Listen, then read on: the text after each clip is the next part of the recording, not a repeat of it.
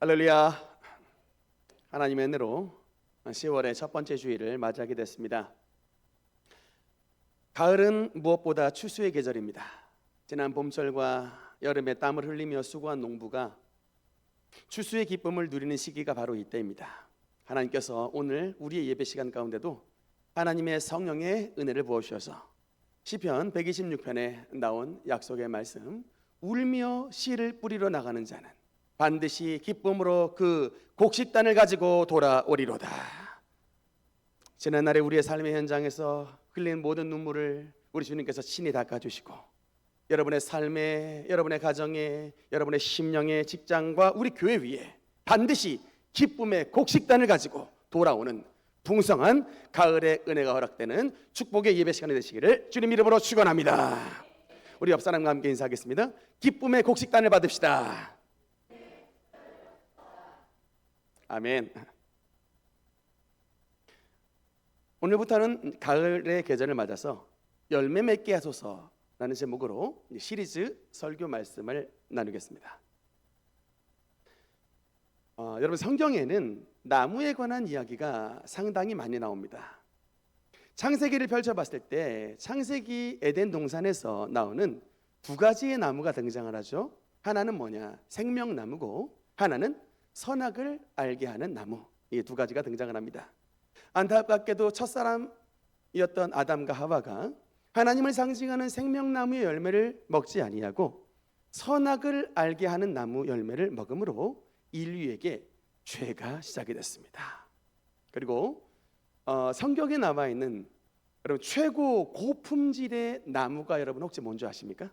성경에 나와 있는 최고의 나무, 그게 시편 92편에도 나오는데 백향목이라고 하는 여러분 나무입니다. 그래서 의는 종려나무같이 번성하며 레바논의 백향목같이 성장하리로다. 왕의 왕궁을 만들 때에 쓰임받는 목재가 바로 백향목이에요.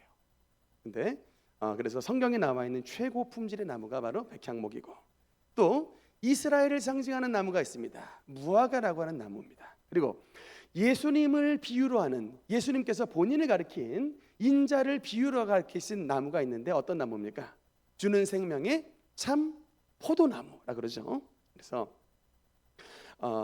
예수님께서 우리의 포도나무가 되신다. 예수님이 포도나무시면 저와 여러분은 뭡니까? 주님의 가지인 거예요. 가지. 그래서 포도나무의 접붙임을 받은 가지가 바로 저와 여러분입니다. 그 나무에 가지가 붙어 있으면 열매를 맺게 된다라고 주님은 말씀하고 있는 것입니다. 우리가 왜 신앙생활하는 동안에 왜 열매를 맺어야 되느냐? 생명나무신 예수 그리스도께 붙어 있는 그 증거가 열매를 통하여 나타나게 되게 되는 것입니다. 나무에 붙어 있지 않으면 우리에게 열매가 나타나지 않지만, 포도나무에 붙어 있으면 우리에게 생명의 나무, 포도 열매가 나타나게 되게 되는 것입니다. 그래서 오늘은 그 중에 첫 번째, 신앙생활을 통해서 우리가 맺어야 되는 첫 번째 열매인 의의 열매에 대해서 함께 말씀 나누겠습니다. 따라합시다. 의의 열매. 의의 열매. 얼마 전에 TV 드라마를 보는데 제목이 뭐냐면 지옥에서 온 판사. 혹시 웃는 분 보니까 보신 분들 있는 것 같아요. 그 드라마를 일부 좀 봤었는데 제가 이 드라마를 보다가 이거 완전히 엉터리 망가 드라마인가 보다라고 생각을 하고 드라마를 좀 봤었습니다. 그런데 그래도 그 중에 성경과 좀 연관된 단어들이 나오더라고요. 그 여자 주인공 지옥에서 온 판사가 이제 칼을 가지고 사람을 탁 이제 죄인들이죠. 칼로 이게 찔러서 처단해서 죽이고 난 다음 그 죽인 사람의 이마에 도장을 찍더라고요. 도장을 찍는데 그 도장에 새겨진 글씨가 뭔가 했더니 게엔나요. 게엔나. 제가 깜짝 놀랐습니다. 이게 우리 신약 성경에 나와 있는 지옥을 가리키는 단어가 바로 게엔나예요. 여러분 다음 시간에 셀 모임 때 이 게엔나의 어원을 아마 보시게 될 텐데 그 교재에 나와 있더라고요. 그게 어디서 나온 단어냐면 흰놈의 아들 골짜기라는 단어에서 나온 거예요. 예루살렘의 옆에는 골짜기가 있는데 그 골짜기의 이름이 뭐냐면 흰놈의 아들 골짜기예요.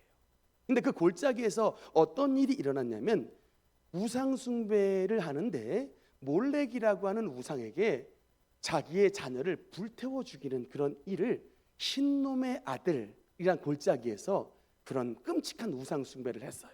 그런데 여러분, 흰놈의 아들이라는 것이 바로 깨 흰놈이라는 건데, 깨 흰놈에서 깨 엔나가 나온 거예요. 그래서 마치 흰놈의 아들 골짜기에서 사람을 태워 죽였던 것처럼 지옥의 불에 들어가면 마치 사람이 지옥불에서 이렇게 영원한 고통을 당하게 된다라는 의미로 깨엔나라는 단어가 나온 겁니다. 근데 여러분, 오늘 본문의 의라는 단어는 굉장히 중요한 단어예요. 왜냐하면 이 의라는 이 단어가 우리의 인생 여정의 마지막 코스인 천국과 지옥을 결정하는 단어가 바로 의라는 단어입니다. 여러분, 천국은 누가 가는 곳입니까? 의를 가진 사람이 들어가는 곳이에요. 의인들이 가는 곳입니다. 반대로 여러분, 지옥은 누가 가는 곳입니까? 하나님 앞에 의가 없는 사람들이 가는, 불의한 자들이 가는 곳이 바로 지옥입니다. 그래서 천국은 의인들이 가는 곳, 지옥은 의가 없는 불의한 자들이 가는 곳이 바로 천국과 지옥인데 문제가 있습니다. 여러분, 뭐가 의예요? 의의 기준이 뭡니까? 말뜻이야 옳을 의자를 쓰죠. 옳은 것, 착한 것, 바른 것, 무죄한 것, 이런 의미입니다. 영어로 righteousness라고 하는데, 뭐가 의냐? 그 기준이 뭐라는 겁니다. 어제 뉴스에도 나오는데, 제가 지난 시간에도 말씀을 드렸던 그 동성혼 부부 있죠. 남자들끼리 결혼한 부부가 이제 드디어 건강보험공단에서 피부양자 자격을 주어서 그 이름이 공단에 정식으로 등재되었다라고 하는 뉴스가 어제 나오더라고요. 근데 여러분, 이런 현상, 동성애를 이제 부부로 인정해주는 이런 현상에 지금 세상이 지금 이제 그 길로 가고 있는데, 문제가 뭐냐면 여러분, 이런 사회적인 현상에 기독교의 목사라고 하는 자들이 이런 현상에 동조하는 자들이 나와요. 여러분, 제가 그 이름 화면에 제가 그 이름을 한번 준비를 했는데, 김근주 목사, 김근주라는 교수인데, 이분이 얼마 전에도 보니까 CBS에 나왔어요. 기독교 채널에, 공식적 채널에 나와서 막 강의를 합니다. 느헤미야 연구소 교수예요. 그런데 이 김근주 교수가 지금 대한민국 기독교 목사들 가운데 동성애를 가장 찬동하고 있는 목사입니다. 저는 정말 목사라고 부르기도 굉장히 부끄러울 정도로 완전히 엉터리인데, 문제는 여러분, 일반 성도들은 이 교수님의 강의를 듣고 분별할 수 있는, 여러분, 이게 없어요. 분별력이 없다니까요. 그냥 저 강의를 들으면 아멘 하고 은혜 받는 사람들이 나오는 거예요. 저 같은 사람이야 딱 들어보면 어디서 뭐가 문제 있는지를 바로 분별하는데, 보통 일반 성도야 성경적인 지식이 얼마나 있습니까? 없는 거예요. 이 틀린 것을 집어낼 수 있는, 이런 오류들을 집어낼 수 있는 이런 사람들이 얼마 없기 때문에 참 여러분 조심하셔야 되는 거예요. 이 이름 석자는 기억해 주셔야 됩니다. 김근주 교수, 아주 이제 보수 기독교에 아주 무너뜨리는 선봉장에 서 있는 사람입니다. 저는 이 사람이 우리 젊은이들을 지옥으로 이끌고 가는 거짓 스승의 대표적인 사람이다라고 생각을 하고 있어요. 여러분, 성경에 보면 말세에 우리 이 귀를 가렵게 하는 사역을 가르치는 이런 스승들이 등장을 한다라고 말을 하고 있는 거예요. 때가 이르리니 사람이 바른 교훈을 받지 아니하며 귀가 가려져서 자기의 사역을 따르는 스승을 많이 두게 된다라는 말씀이 나오는데, 그 예언의 말씀이 지금 응하고 있는 것입니다. 참 정치 얘기를 해서 그렇지만 여러분, 당 이름 가운데 정의를 쓰는 당이 있잖아요. 이게 성경에 나오는 정의거든요. 이 단어거든요, 정의. 근데 이 당에서 주장하는 바가 뭡니까? 동성애를 찬동을 해요. 낙태의 자유를 여러분 외칩니다. 나에게 자유를 달라는 거예요. 내 성별을 내 마음대로 결정할 수 있는 자유를 달라는 거예요. 하나님께서 남자로 태어나게 하셨는데 나는 남자가 싫어. 내가 그냥 내 성별을 결정할 수 있는 자유를 내게 달라는 거예요. 내 뱃속에 아이가 들어있는데 이 아이를 마음에 들지 않는다는 거예요. 마음대로 죽일 수 있는 자유를 달라는 겁니다. 낙태권. 여러분, 우리의 자유는 freedom in God입니다. 하나님 안의 자유예요. 그런데 저들이 외치는 자유는 뭐냐? 전치사 하나만 바꿨습니다. freedom은 맞는데 freedom from God이에요. 하나님으로부터의 자유를 외치는 겁니다. 여러분, 이 자유를 잘 알아야 돼요. 여러분, 우리가 왜 존귀한 자들입니까? 여러분, 우리가 진화론 자들이 대답할 수 없는 원숭이와 인간의 차이가 뭐냐고요? 우리가 왜 존귀한 자입니까? 우리 인간은 하나님의 형상으로부터 지음을 받은 존재이기 때문에 존귀한 거예요. 진화론 자들의 말에 의하면 원숭이나 우리는 똑같은 자들이에요. 어디 차이가 있습니까? 왜 인간이 왜 존귀하냐고요? 하나님으로부터 지음을 받았기 때문에 우리가 존귀한 겁니다. 의도 마찬가지. 모든 의의 기준은 하나님이세요. 하나님의 창조 질서를 지키는 것이 바로 여러분 의입니다. 하나님께서 남자와 여자를 만드셨고 그 남자와 여자를 부부 가족으로 만드신 여기서부터 여러분 의가 시작되고 하나님의 창조 질서가 시작되는 것인데, 이것을 깨트리는 게 여러분 불의예요. 이것을 깨트리는 것이 여러분 하나님의 죄가 되는 것입니다.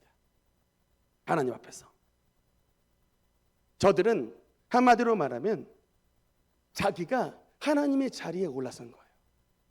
하나님이 주신 성별을 무시하고 내가 나의 주인으로 살겠다는 겁니다. 내가 내 성별도 결정하고 내가 내 뱃속에 있는 아이도 내 마음대로 원하지 않으면 없애버리겠다는 거예요. 정말 정신을 차리고 분별해야 되는 게, 여러분 지금 미국과 캐나다 또 유럽의 많은 나라들이 동성애를 합법화시켰습니다. 여러분, 이것으로 끝날 것 같죠? 인간의 욕심이 여러분 얼마나 극한으로 치닫고 있는지 아십니까? 지금 그 사회에서 주장하고 있는 게 뭔지 알아요? 동물과 결혼식을 올리게 해달라는 거예요. 수간 문제가 나옵니다. 얼마 전 사진을 봤더니 결혼식 사진에 깜짝 놀랐습니다. 세상에 웨딩드레스를 입은 이게 여자가 아니라 강아지가 입고 있어요. 웨딩드레스를 강아지가 입고 있어요. 남자와 강아지가 결혼하겠답니다. 이 수간 문제가 여러분 지금 동성애를 합법화시킨 나라에서 지금 등장하고 있어요. 그 자유를 달라는 거예요. 동물하고 결혼할 수 있는 자유를 달라는 겁니다. 정신을 바짝 차려야 돼요, 여러분. 이게 자유입니까? 여러분, 이게 자유냐고요? 하나님을 잃어버린 인간들이 추구하는 자유의 모습이 지금 어떤 방종으로 지금 치닫고 있는지, 여러분 지금 우리는 그 시대 속에 살고 있는 거예요. 양심이 마비되고 끊임없는 죄로 이탈하고 있는 시대가 바로 우리 시대다. 비록 우리가 그런 죄를 저지르진 않았다 할지라도 저와 여러분은 성경에서 뭐라고 말을 하고 있느냐? 로마서 3장 23절의 말씀에 보니까 같이 한번 읽겠습니다. 시작. 모든 사람이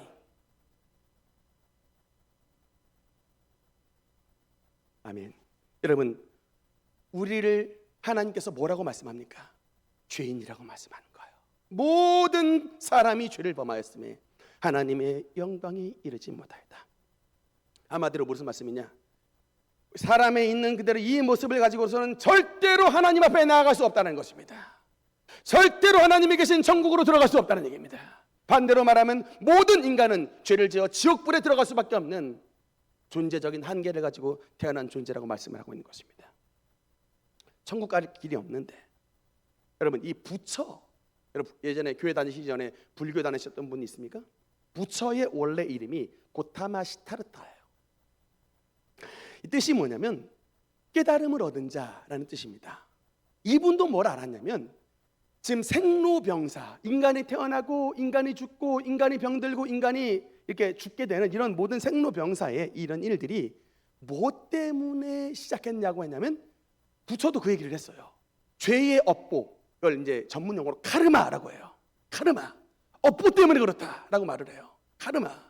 근데 그래서 우리가 이런 죄의 업보를 벗어나기 위해서 고행과 수행을 통해서 깨달음을 얻으면 우리가 윤회의 쳇바퀴를 벗어나게 되고 해탈에 이르르는, 그리고 극락에 이르르는 그런 이제 축복을 받게 된다. 이 가르침입니다. 그래서 불교는 여러분 굉장히 고행과 수행을 강조를 해요. 이 가르침을 그대로 믿고 수행한 분이 누구냐? 화면에 여러분 그 유명한 성철 스님입니다. 합천에 가면 해인사라는 절이 있는데 해인사의 절의 주지 스님이셨어요. 여러분, 이 성철 스님은 인간으로 봤을 땐 굉장한 위인입니다. 엄청나게 여러분 나름대로 그 깨달음을 얻으려고, 부처님 가르침을 따라서 한번 깨달음을 얻으려고 자신의 삶을 정말로 고행에 몸 담은 분이에요. 불교 용어 가운데 장자불화라는 단어가 있어요. 여러분, 이게 뭐냐면 잠을 자는데 누워서 등을 땅에다 대지 않고 잠을 자는 거예요. 장자불화. 누워서 잠을 안 자는데 이 수행을 8년을 하셨대요. 저는 8일도 앉아서 못 잡니다. 8시간도 못 버텨요. 근데 8년을 잠을 앉아서 주무셨대요. 왜 이런 것을 하셨겠습니까? 깨달음을 좀 얻어보려고 토굴 수행을 10년이나 하셨대요. 여러분, 이제 그렇게 수행을 했는데 굉장히 또 엄격한 분이에요. 여러분, 경부고속도로를 박정희 대통령이 뚫고 난 다음 해인사의 이 주지 스님이었던 성철 스님을 박정희 대통령이 만나러 가려고 했는데 딱 이제 참모진에게 연락이 왔답니다. 뭐냐? 나를 만나려면 내 앞에 와서 3번을 절해야 됩니다. 내 앞에서 3번을 절해야 날 만나줍니다 했습니다. 박정희 대통령이 만났을까요? 안 만났을까요? 안 만났어요. 감히 이러고 버리고 안 만나버린 거예요. 그러니까 그만큼 이 속세와 이게 뭐 보통 종교인들 높이 올라가면 다 정치랑 연결이 되거든요. 근데 정말 깨끗한 분이에요. 옷도 한번 보세요. 이 누더기 옷, 승복도 이 좋은 옷들이 많은데 얼마나 누벼 입었는지 깨끗함과 건수함으로는 뭐 쫓아갈 사람이 없어요. 우리 뭐 교인들, 목사님들 쫓아갈 사람 없어요. 이 검소함으로는 쫓아갈 사람이 없다니까. 근데 여러분, 이 해인사의 성철 스님이 돌아가실 때 유언을 남겼습니다. 그게 한자어로 써 있는데 성철 스님의 유언이 이렇게 써 있어요. 생평기광 남녀군하니 미천죄업 과수미라 활함아비 한단만이여 일륜토홍 괴벽산이로다. 이게 무슨 뜻이냐? 해석을 보니까 한 번만 더 눌러주세요. 네, 해석. PPT 안 뜹니까? 네, 해석. 네, 일생 동안 미친 남녀의 무리를 속여서, 지금 자기 얘기예요. 일생 동안 미친 남녀의 무리를 속여서 수미산을 덮은 죄업이 하늘을 가득 채웠다. 산채로 아비지옥에 떨어져 한이 만갈래나 된다. 한 송이 꽃이 붉음을 내뱉으며 푸른 산에 걸렸도다. 여러분, 이게 뭐냐? 이게 성철 스님 돌아가실 때 남겼던 유언을 그 옆에 있었던 기자와 몇 명의 사람들이 정말 그 유언을 그대로 남겨놨어요. 이게 성철 스님의 열반송이라는 책에 나와 있는 겁니다. 무슨 얘기를 합니까? 내가 일평생 해인사의 주지로서 수많은 남녀의 무리를 가르쳤는데 그 내 모든 죄악이 수미산보다 높이 쌓였다는 거예요. 그래서 내가 그 죄값으로 말미암아 산채로 아비지옥에 떨어져니 지금 한이 천갈래 만갈래나 된다라는 거예요. 여러분, 이게 헛소리를 하고 돌아가셨겠습니까? 사람이 죽을 때는요, 영적으로 영안이 열린다고 그래요. 어떤 분은 뭐 저승사자를 보내시는 분도 계시고 예수님을 잘 믿는 저와 여러분 같은 사람은 하나님의 천사를 보는 사람도 있는데, 저렇게 검소하고 나름대로 생의 업보를 벗어보겠다고 애쓴 분이 자기가 아비지옥에 떨어져 지금 그 모습을 내가 보고 한이 천갈래 만갈래나 된다라고 유언을 남겨놨던 겁니다. 무엇을 말씀합니까? 저와 여러분이 아무리 고행을 하든 여러분 뭐 참선을 하든 금식을 하든 우리의 열심으로는 결단코 하나님의 의에 도달할 수 없다는 거예요. 여러분, 흑인이 자신의 검은 피부가 마음에 들지 않는다고 계속해서 떼수건을 가지고 벗겨낸다 할지라도 그 검은 피부를 하얗게 바꿔낼 수 없는 것처럼 우리의 의로는, 우리의 수행과 우리의 노력으로는 결단코 우리 속에 있는 죄를 벗겨낼 수 없다고 성경은 말씀하시고 있는 것입니다. 그래서 하나님께서 우리에게 하나님의 의를 주시기 위해 보내신 분이 누구냐? 바로 하나님의 아들 예수 그리스도를 보내주신 거예요. 로마서 말씀해 보니까 3장 24절 읽겠습니다. 시작. 그리스도 예수 안에 있는 속량으로 말미암아 하나님의 은혜로 값없이 의롭다 하심을 얻은 자 되었느니라. 아멘. 우리가 여러분 수행을 통해서 성철 스님처럼 금식을 통해 잠을 안 자는 것을 통해 무건수행을 통해서 우리가 하나님의 의를 얻을 수 있다면 하나님께서 독생성자 예수 그리스도를 이 땅 가운데서 보내실 리가 있겠습니까? 없는 거예요.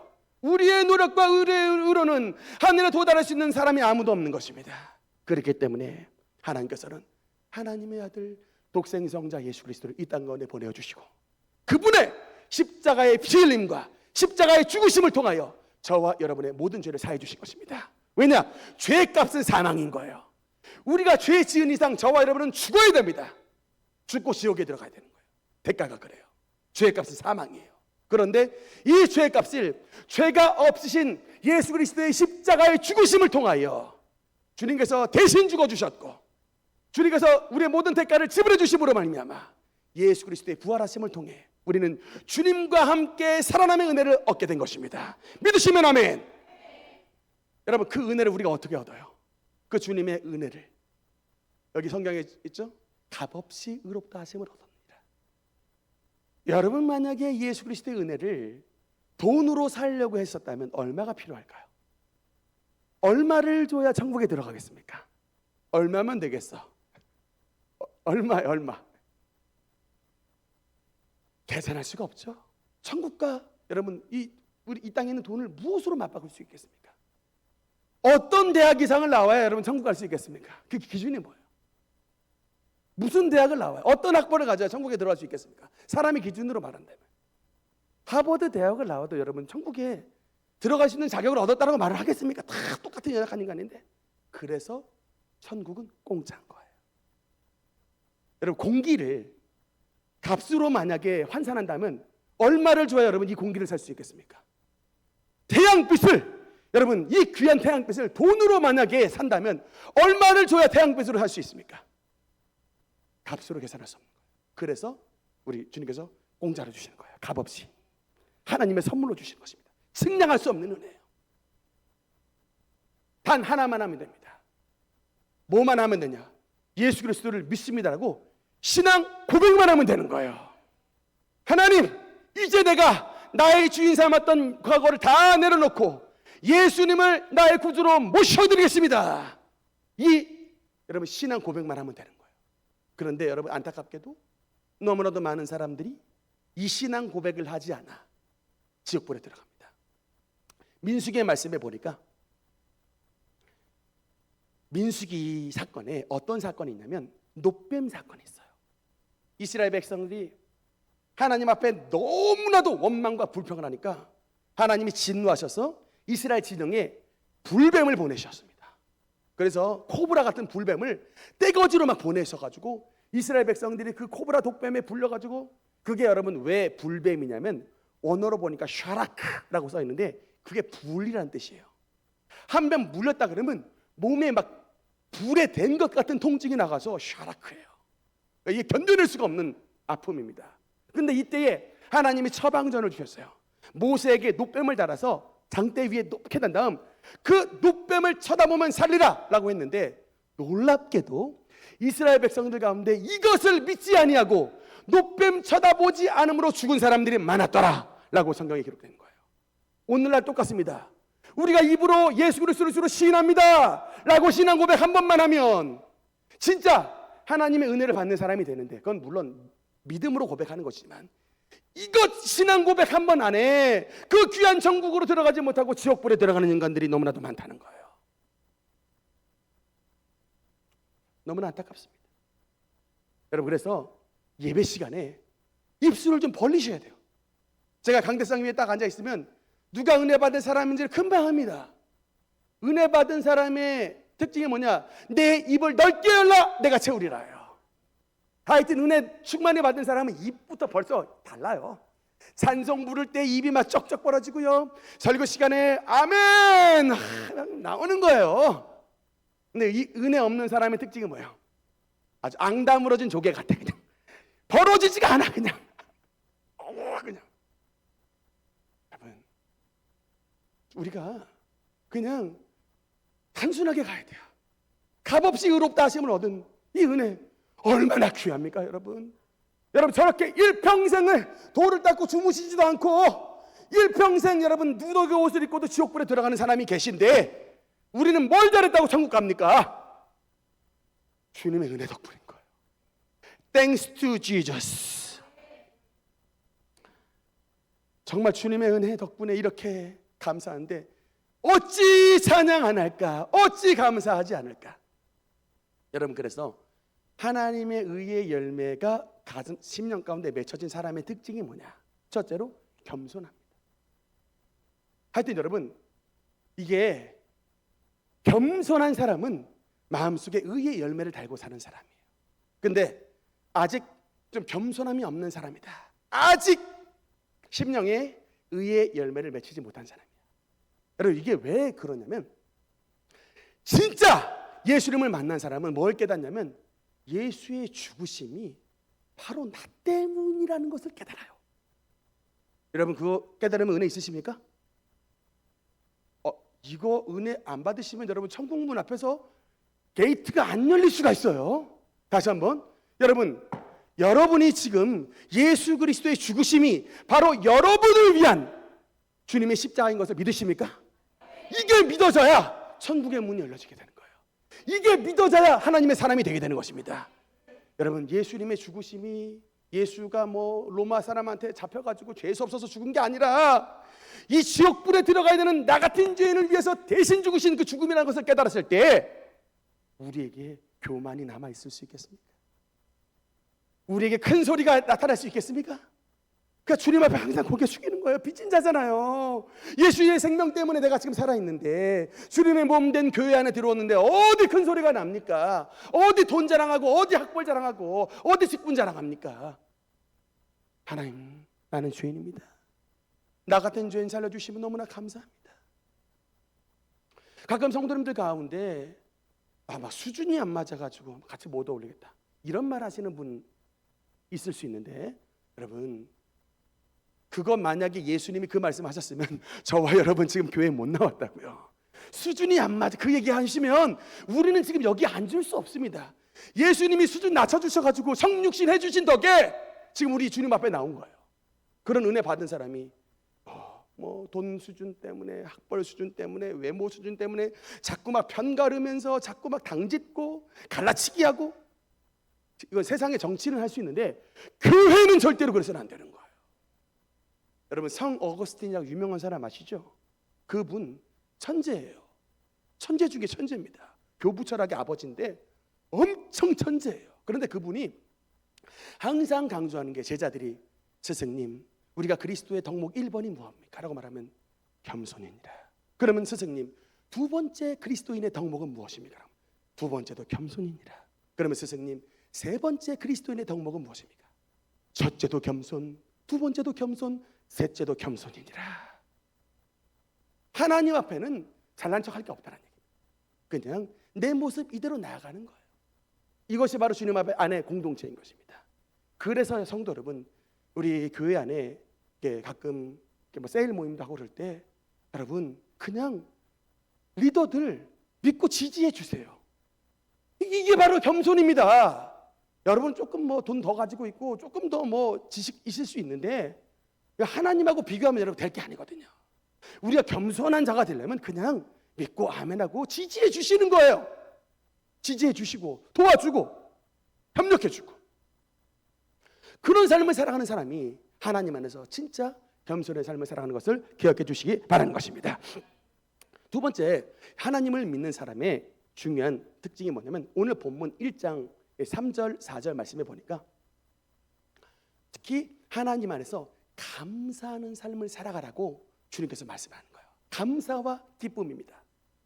여러분, 하나님의 의의 열매가 있는 사람은 항상 감사하며 살아요. 근데 반대로 주님의 의가, 구원의 감격이 없는 사람은 항상 불평해요.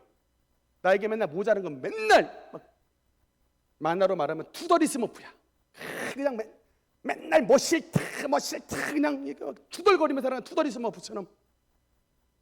그러나 의의 열매가 있는 사람은 항상 감사와 기쁨이 가득해요. 여러분, 오늘 성경인 빌립보서가 별칭이 있습니다. 별칭이 뭐냐? 기쁨의 서신이에요. 근데 이 기쁨의 서신을 사도 바울이 어디서 쓴 줄 아십니까?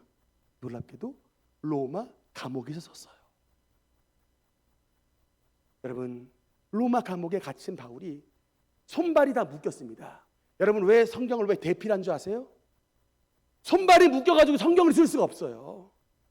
그래서 말씀을 말하면 옆에 있는 누가나 이런 이 수행원들이 말씀을 받아 적은 거예요. 그래서 대필입니다. 손발 하나 깜짝할 수 없는 이 로마 감옥에 갇힌 사도 바울이 내 기쁨이 충만하고 감사가 충만하도다라고 말을 하는 거예요. 여러분, 이런 것이 어떻게 가능합니까? 여러분, 이런 것이 어떻게 가능해요? 이 비결이 로마서 8장 28절에 말씀 나왔어요. 이것이 보니까 롬팔 28이라는 법칙입니다. 여러분, 한번 같이 읽읍시다. 시작. 우리가 알거니와 하나님을 사랑하는 자 곧 그의 뜻대로 부르심을 입은 자들에게는 모든 것이 합력하여 선을 이루느니라. 아멘. 여러분, 사도 바울이 뭘 알아요? 우리의 모든 불행의 사건도 하나님 안에서는 모든 것이 축복을 일으키는, 합력하여 선을 이루시는 하나님의 놀라운 축복의 재료가 된다는 것을 믿었기 때문에 그렇습니다. 여러분, 로마 감옥 안에 있었던 사도 바울이 그 감옥 안에서 저였으면 아마 맨날 신세한탄만 했을 텐데 왜 하나님 앞에 감사함을 누릴 수가 있었느냐? 놀랍게도 그 감옥 안에 누가 또 들어왔냐면 황제의 가족들이 들어와요. 성경에 보니까 빌립보서 4장 맨 마지막에 가이사 가족 중 몇이니라. 가이사가 여러분 카이사르 시저란 뜻이에요. 로마 바울이 갇혀져 있었던 이 시위대들에 황제의 감옥들이 들어왔는데 바울의 특징이 뭡니까? 전염병이에요. 한번 옆에 붙었다면 반드시 전염시키고 말아요. 복음을 전염시켜버리는 거예요. 황제 가족을. 감옥에 들어왔던 황제 가족을 반드시 복음으로 전염시켜가지고 나갔을 때 어떤 일이 일어납니까? 로마 황제 가족들이 예수님을 믿음으로 복음이 황실에서부터 나타나는 거예요. 황실에서부터. 이후로 250년 있다가 여러분 313년 로마의 콘스탄틴 대제를 통하여 로마 전체의 기독교가 공인되는 역사가 나타나게 됐던 것입니다. 로마서 8장 28절에 말하잖아요. 하나님을 사랑하는 자 곧 그 뜻대로 부르심을 입은 자들에게는 모든 것이 합력하여 선을 이루느니라. 여러분, 지금 가정 가운데 또 신앙생활 가운데 여러 가지 어려움 일 당하고 있습니까? 이 어려움의 때에 의의 열매를 가진 저와 여러분은 주님 앞에 기뻐하며 감사하십시다. 하수들은 불평하는 거예요. 그러나 신앙의 고수들은 바울처럼 어려운 환경 속에서도 기뻐하며 감사하는 것입니다. 그리고 묵묵히 고난의 때를 버텨나가는 거예요. 그러면 머지않아 깨닫게 됩니다. 하나님께서 나에게 고난을 주신 이유를 깨닫게 되는 거예요. 환난을 주신 이유를 깨닫게 됩니다. 이 로마 감옥 안에 갇힌 바울을 통하여 로마 전체 제국이 하나님의 나라로 바뀌는, 합력하여 선을 이루는 역사가 나타나게 되는 그런 기적을 맛보게 되게 되는 것입니다. 결론의 말씀입니다. 사랑하는 성도 여러분, 하나님의 의를 맺는 삶을 살기 위해서는 나무 가운데 반드시 필요한 두 가지가 있습니다. 여러분, 광합성 작용 아시죠? 광합성 작용에 필요한 핵심 작용이 뭡니까? 빛이 반드시 비쳐야 돼요. 그리고 뭐가 필요해요? 물이 필요합니다. 여러분, 이게 우리의 신앙생활로 적용한다면, 우리의 신앙생활에 나의 나무에 하나님의 성령의 의의 열매가, 하나님의 열매가 맺히기 위해서는 예수 그리스도의 빛이 우리의 심령 가운데 비쳐야 되는 것입니다. 하나님의 빛을 받아야 되는 것입니다. 그리고 성령의 생수를 공급받아서 우리 나무에 물이 공급이 됐을 때에 우리 나무 위에 하나님의 아름다운 열매가 맺혀지게 되는 축복을 누리게 되게 되는 것입니다. 오늘 우리의 삶 가운데 예수 그리스도의 밝은 빛을 비춰주시고 성령님의 생수가 공급됨으로 하나님의 의의 열매를 충만하게 맺음으로 하나님의 살아계심을 삶 가운데 확증하는 우리 모든 성도가 되시기를 주님 이름으로 축원합니다. 기도하시겠습니다.